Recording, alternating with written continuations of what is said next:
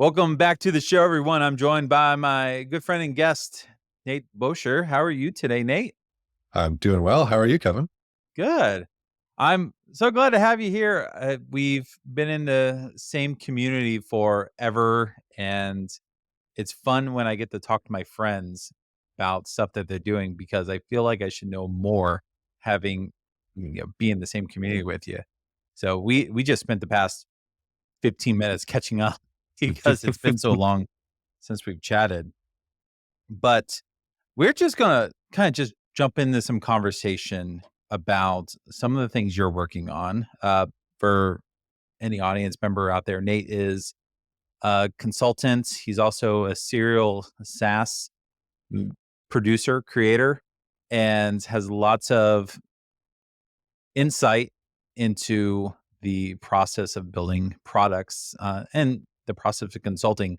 Yeah, I would actually say this: like, we're not going to go deep about any of your consulting clients, but you've talked about some of the projects you work on. Consultant to consultant, you work on way better problems than I do. Like, your problems just seem so much more fun than Uh, the problems that I solve. wow, that's high praise. Wow. Well, let's start there. So you do. We're not going to talk about the clients that you have, Mm. but where do you find some of your clients for consulting? Well, honestly, a lot of it is word of mouth. Like, yeah, I just kind of found a way into a network and yeah, just talk to people, do your best, and hopefully they tell other people. It's kind of amazing how that works, right? If you do a good job, people know you do a good job. The work Hmm. kind of finds you Yeah, organically. yeah. You just try to be a service and help out however you can, right? And it's pretty neat. So on top of the consulting that you do, you have let's say a variety of products. Do you Mm. mind talking to us a little bit about the projects you currently have going on? Yeah, so I have a status list, which is a uptime monitoring service. So I've been running that for a couple of years. Yeah, it's a nice little SaaS, nothing too crazy. Then I also have testing taxi, which is in its infancy. So that's probably I don't know, 3 or 4 month old project. And we're just getting into alpha testing, just a small group of people and kind of getting the initial polish figured out. So yeah. Where does the idea for the SaaSes come from? So say statusless. Where does the idea for statusless come from? So status list came from a friend. Friend was saying, "Hey, like, wouldn't it be nice if we could just have one place to, kind of aggregate all the status pages that are out there? Let's say I'm running my app on AWS and I also have an email service and whatever else. Wouldn't it be nice to aggregate it?" And that was a cool idea, but it didn't really pan out so well. So then you kind of pivot and figure things out. But I think in general, the ideas are kind of yeah, you just kind of keep your ear to the ground and yeah, one I've kind of found really helpful is just to kind of plug into some different news outlets and just see what's going on in the world. Like, what are new startups that are going on? What are people talking about? And just kind of suck on the fire hose, like just get blasted with different ideas and information. And you kind of, after a while, you kind of see your way. And you're like, oh, that's kind of interesting. And like, I wonder if there's a hole in that market. And yeah. When you built status list, well, we'll just kind of pick on status list for a minute. You build that. How do you start the process of promoting that, marketing that to people? How do you get people in the gates to even use the product? Yeah. Well, with status list, that sure was a bumbling road. Um, I think when I first started it, I was trying to get it listed at the Heroku store at that time. And one of the requirements of the Heroku store is you have to have 10 people sign up for your private alpha. And I remember being like, oh no, where am I going to find 10 people? And like, how much do I have to pay them to use my app and all that? And thankfully, some of my friends were very gracious and willing to try it out, and that kind of got the ball rolling, at least to get me excited enough. I found that was the hardest thing, was just to be motivated for that. And then yeah, just did a combination of some ads, a little bit of paid ads, did some SEO stuff, very badly, but it somehow worked a little bit. And then also just finding, yeah, like through the Heroku store, I found a kind of a distribution channel there where people are already going there. And so just trying to yeah, put your best foot forward in that market and find a way to differentiate from the competitors there. Well, let's rewind a little bit. Yeah, we're talking about what you're doing now, but at one time you were working a full-time job and Hmm. you decided that wasn't that wasn't what you wanted to do. You wanted to make the move out into, I would assume, consulting and then off the products. Want to tell us a little bit about that tipping point and when you decided you didn't want to work the full-time job anymore? Yeah, so I was working at a place that did daycare software, and I actually really liked it there. We had a lot of fun. There's a small team. Had a lot of kind of yeah insight into different areas of the team and things like that, and I really enjoyed that. But yeah, at some point, I kind of wanted to get out of there. I wanted to do kind of my own thing, and I actually did want to do a product as my first go. I didn't want to do consulting, and so I thought I had this idea for an ERP system, which looking back, that was a very crazy idea. But a friend of mine had expressed some difficulties in the business he was in about ERP solutions and whatnot, and I thought, well, I could make a better one. So for people that don't know what ERP means, Mm. And there's enterprise resource planning software. And that is a big fancy way of saying how to keep track of shipments and production and think manufacturing and that sort of stuff. And basically it's just it's like kind of like accounting software, but for like the day-to-day operations of like a factory. mhm. And yeah, I thought I would build this product. And so I kind of set out to do that. Spent a couple months, working nights and weekends to try and build that, and kind of had consulting in my back pocket as sort of a bit of a backup plan. But yeah, totally just jumped off the end, quit my job with not a real big plan of what's next. Did you have any sort of foundation already in place before making that jump? Or was it just all right, I have to start making money now. This has to Hmm. work or else I have to get Yeah, a job. so I kind of thought that this product needed to work and that I had enough of a product there that I could sell it. So week one was let's go sell the product. That's that's so much more risk than I think Yes. a lot of people I've interviewed before would have ever taken. Yeah. Um, are you still up for making big risks like that, or are you a little bit more conservative now? So I am definitely like very conservative. I think compared to a lot of my friends, when it comes to that sort of thing. Sure, like that was my one jump off the edge of the cliff. But I think it took all of 2 weeks, and I had a very different idea of how I was going to do things. Very thankfully, I was so blessed to have like some friends who ran a consulting company, and they said, "Yep, we could use your help." And I right away jumped on that. I jumped into that with 2 feet, and I did a bunch of consulting for a couple of months, and started finding my own consulting clients. And really, like from that point on, my strategy has been to make enough consulting so that I can pay the bills. And the big unlock there is I have control over my time. I get to decide how much I work. I get to decide when I work, for the most part. And that gives me the flexibility to be able to work on these other products and be able to fail, because ultimately that's what I didn't realize. Like I was actually pretty bad at making products.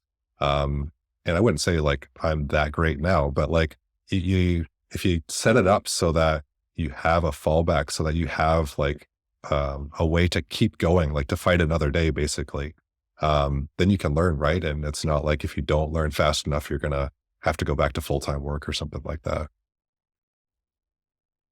So speaking of time, how much of your time now is consulting versus working on your products?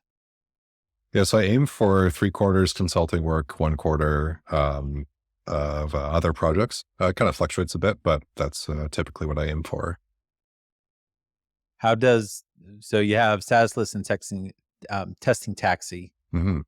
How do those look from a support standpoint? Are you spending time having to spend time supporting the customers there? Is there anything that could derail your consulting work? I know I have this problem as a consultant where I'll be working on something, and then there's a squirrel moment from Mm, the another client that so I have to deviate my attention. yep, And you're far more invested with your own products. for Is sure. there any conflict there? Yeah, so really with my consulting, like I really treat that as a tool to allow me to work on my side projects.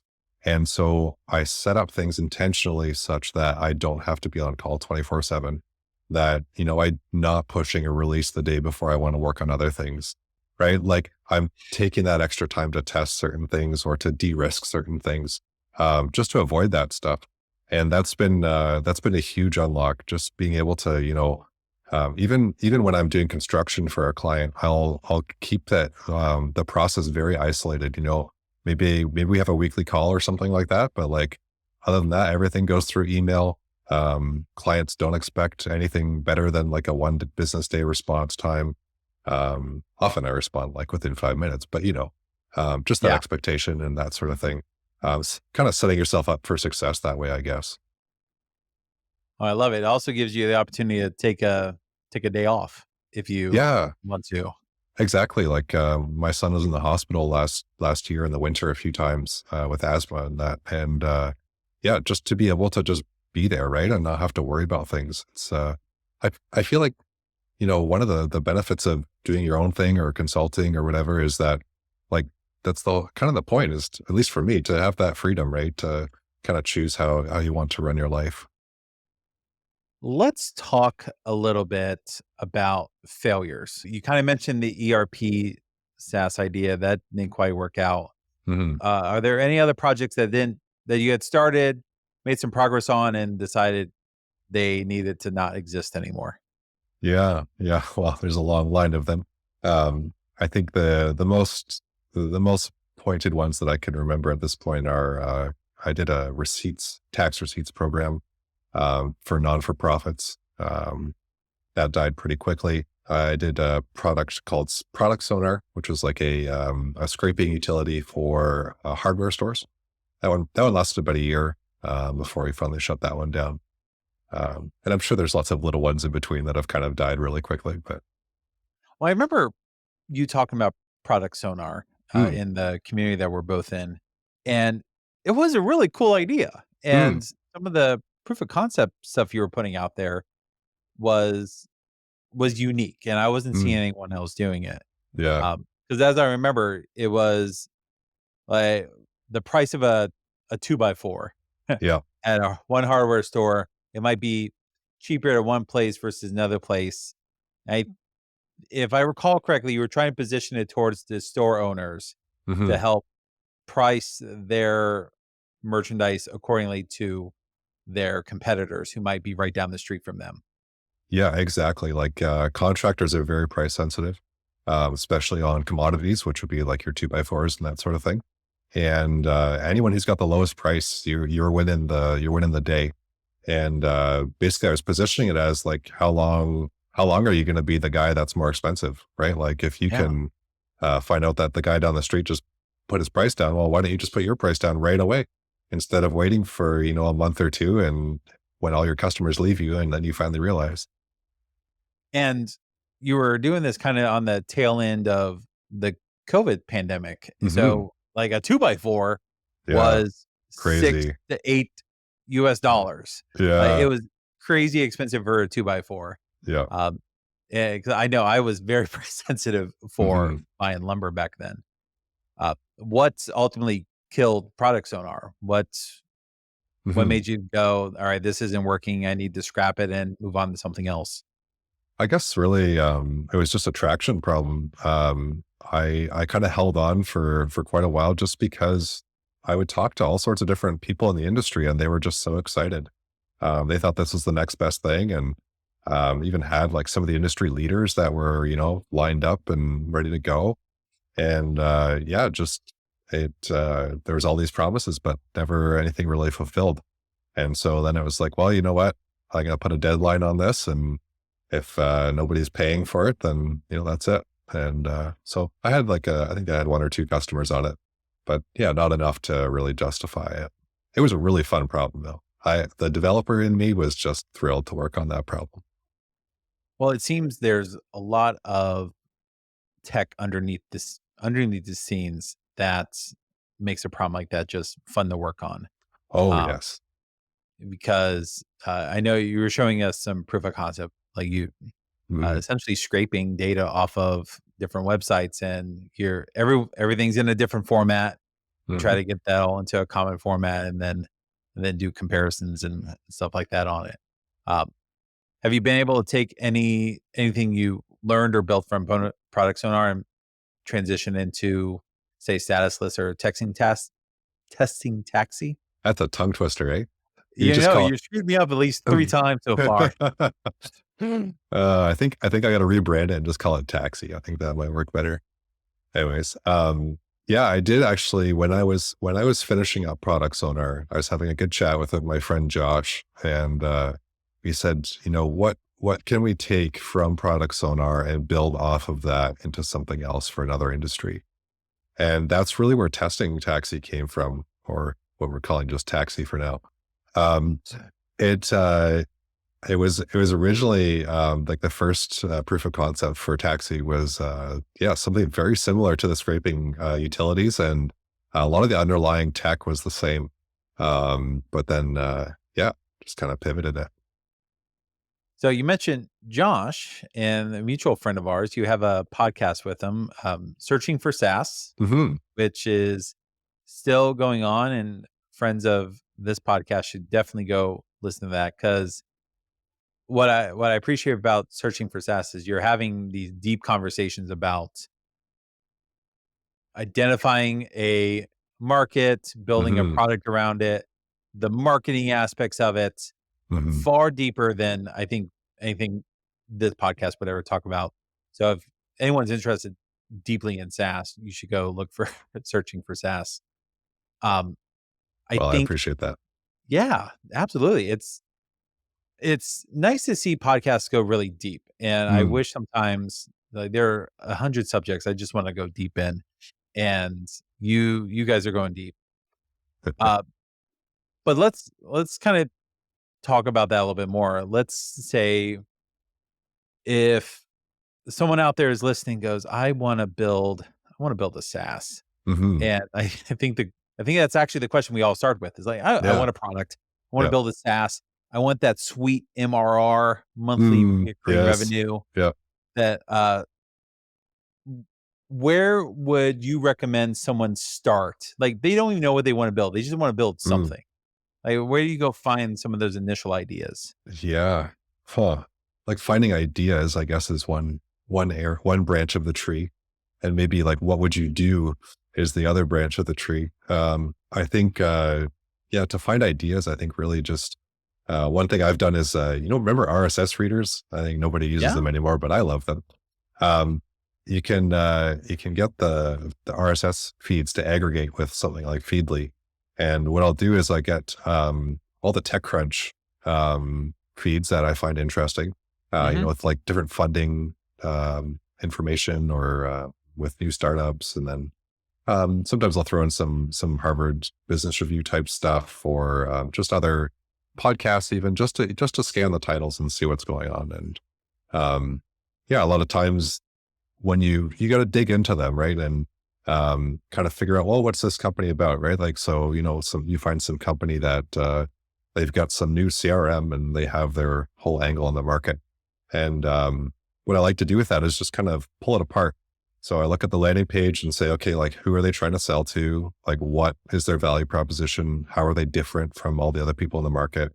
What's their pricing all about? And just try to get my head around what is this, and um, how would I grow this company if I was in charge?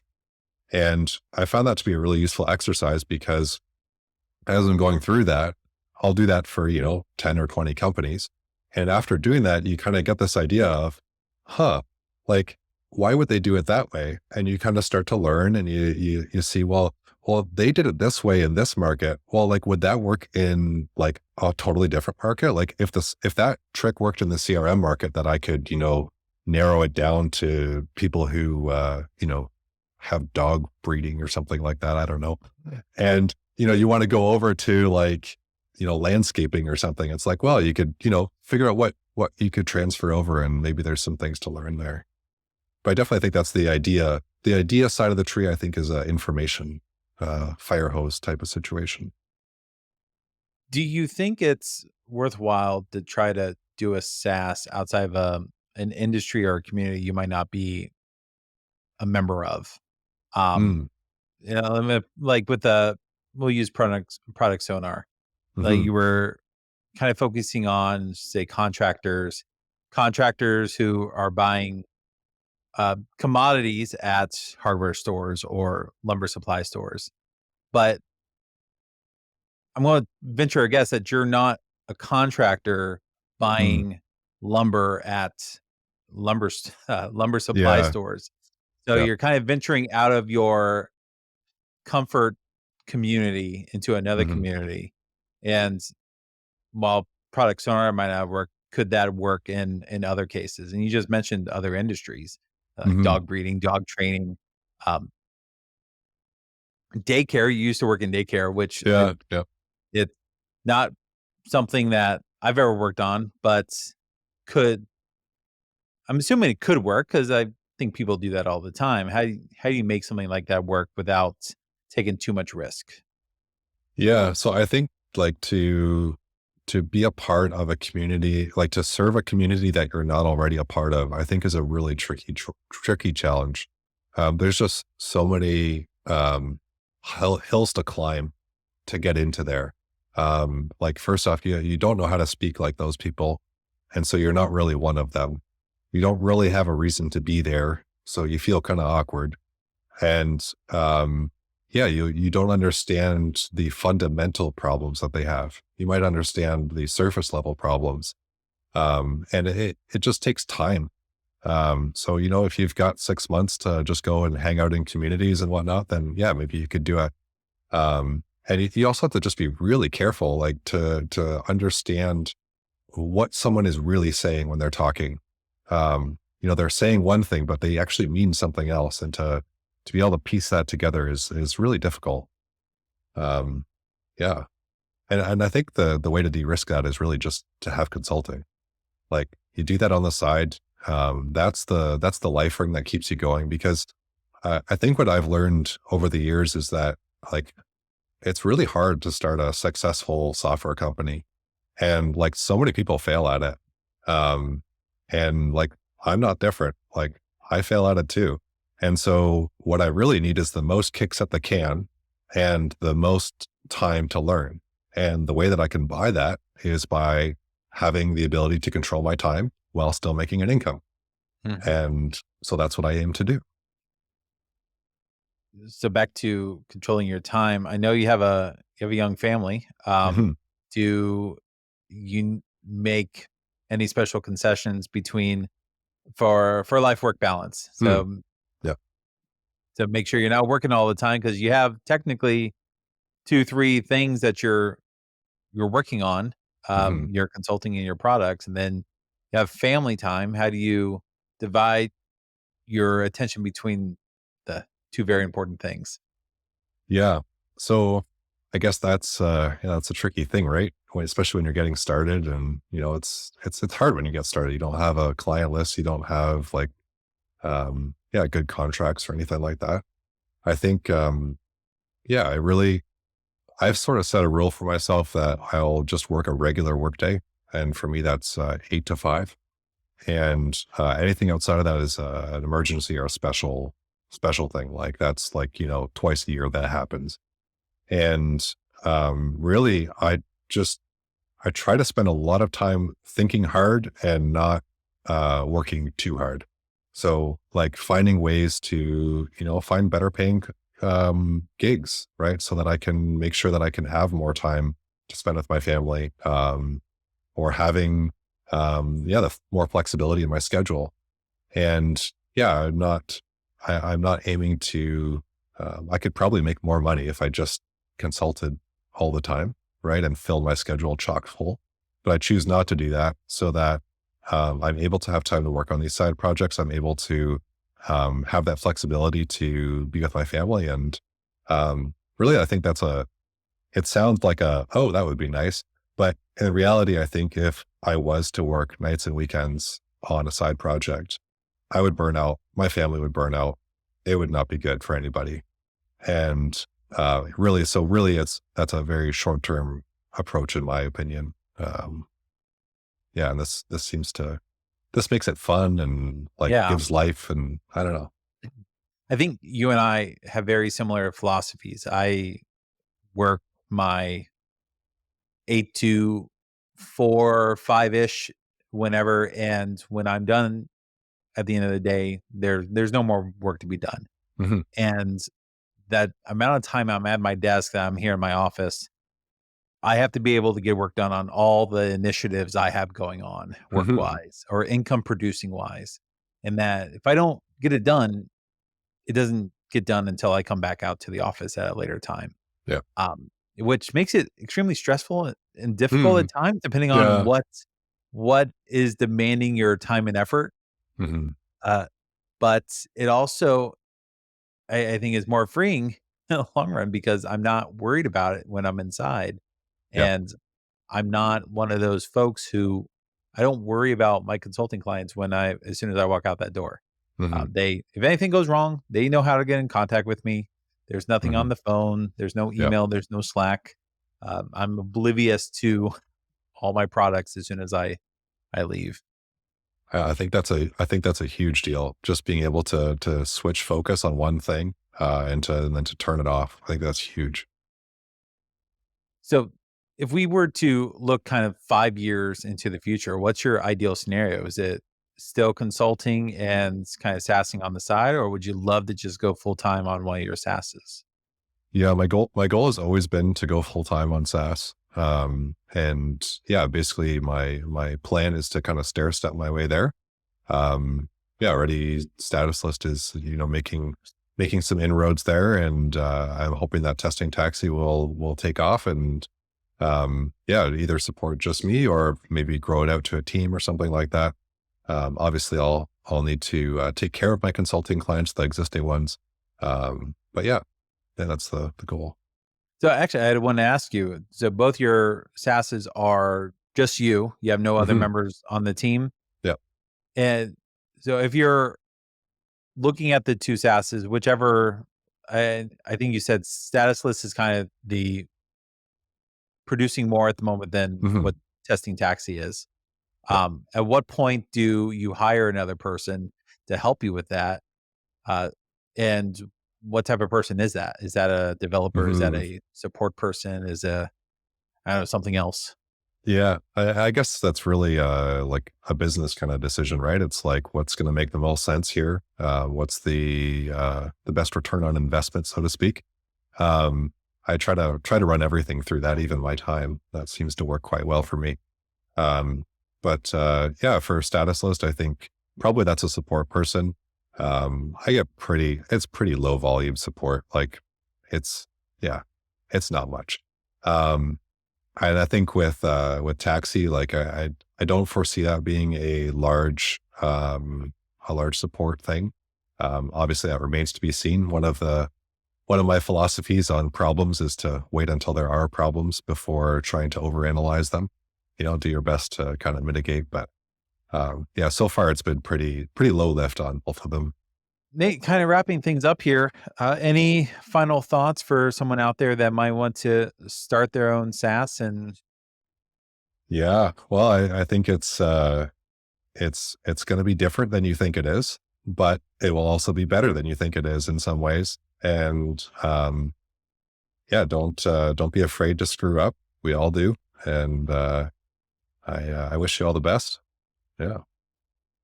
if we want more information, we can go listen to Searching for SaaS wherever you get your podcast from.